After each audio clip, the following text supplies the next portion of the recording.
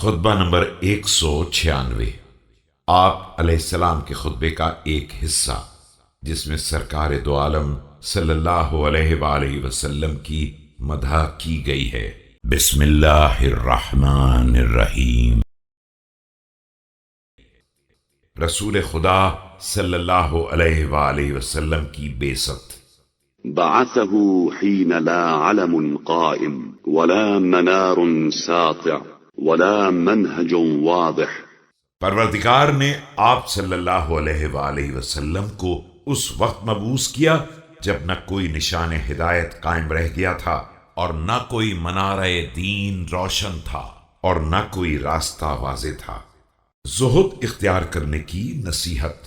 اوصيكم عباد الله بتقوى الله وأحذركم الدنيا فإنها دار شخوص ومحلة تنغيص ساكنها ضاع وقاطنها بائن تميد بأهلها ميدان السفينة تقصفها العواصف في لجج البحار۔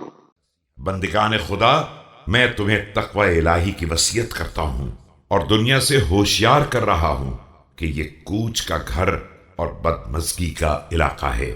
اس کا باشندہ بہرحال سفر کرنے والا ہے اور اس کا مقیم بہرحال جدا ہونے والا ہے۔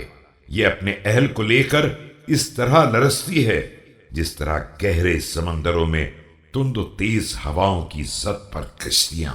فمنهم الغرق الوبق ومنهم الناجي على بطون الأمواج تحفزه الرياح بأذيالها وتحمله على أهوالها فما غرق منها فليس بمستدرك وما نجا منها فإلى مهلك۔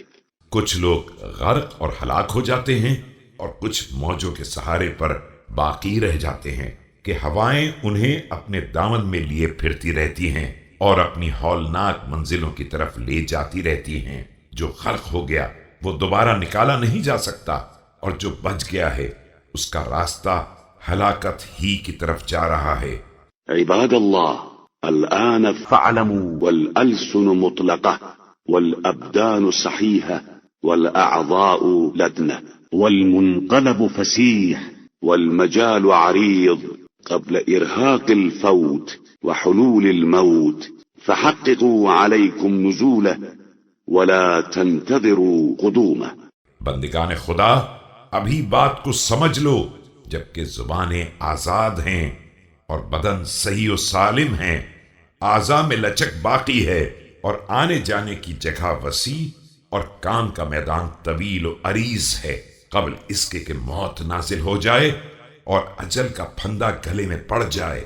اپنے لیے موت کی آمد کو یقینی سمجھ لو اور اس کے آنے کا انتظار نہ کرو۔